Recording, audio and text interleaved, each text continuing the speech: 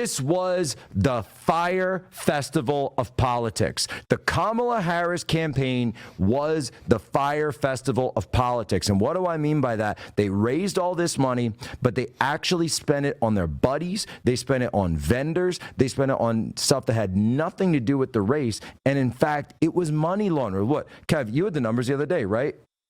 Oh, the ratings? No. The money numbers. $10 billion to Beyonce. $10 million to Beyonce.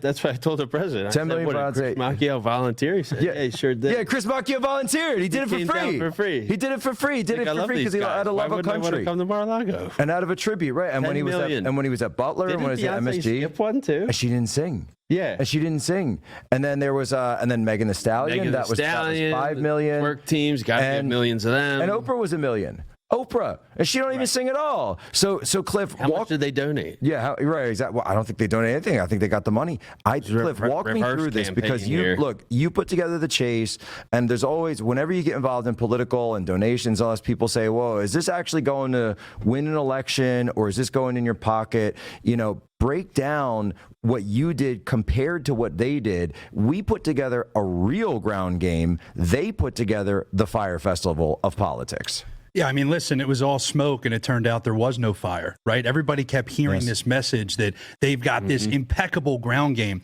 Look, I'll give Barack Obama credit, all right? I won't say that often. Whoa, hold on. But I'll give Barack Obama credit for transforming the Democrat infrastructure to understanding how to go door to door and run a real ground game. Okay, I'll give Biden credit for 2020.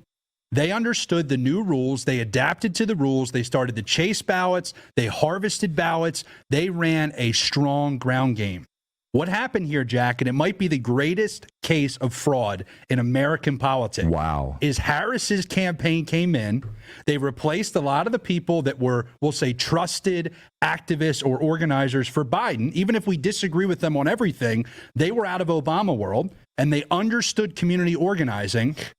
They replaced them. They brought in Harris's team, and these people made millions of dollars. In Pennsylvania alone, Harris spent twice as much on a ground game and got 700,000 less mail-in votes than Joe Biden. Let me say it again. They spent twice as much money in Pennsylvania, and they got 700,000 less mail-in votes. And all of that money went to the mail-in vote program. And by the way, they're having to pay. It did not exist. That's right. They're having to pay Mark Elias some extra now, too, to keep going with the count. I think McCormick. Well, that's the next grift. That's the next stage of the grift. Yeah. Yeah, the next stage of the grift. But that's the point is they went out. And I said, by the way, what the people were saying, where's all the riots? Where's all the rent-a-mobs? I say, well, they don't have it. They can't afford them because they're all broke. They spent too much money on the campaign.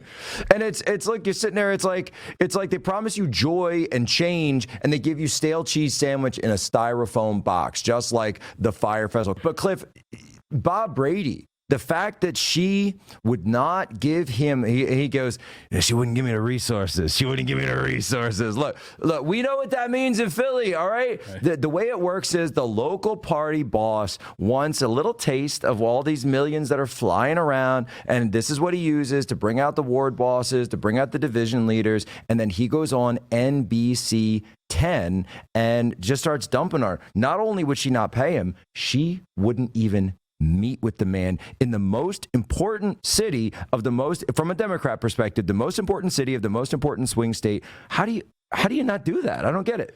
Well, I don't think he got paid. I think you're exactly right. You know, these folks expect that you will come to the table with money, that you will come to the table and you will pay and you will get in line. And the Harris people, look, I'm glad they were idiots. I'm glad they kept all the money because Obama, Clinton, and Biden, they all paid off these Philly folks. They were all on their payroll. And now all of a sudden, the Harris campaign, oops, we messed up. We forgot to include the local Philadelphia party and their officials in the take.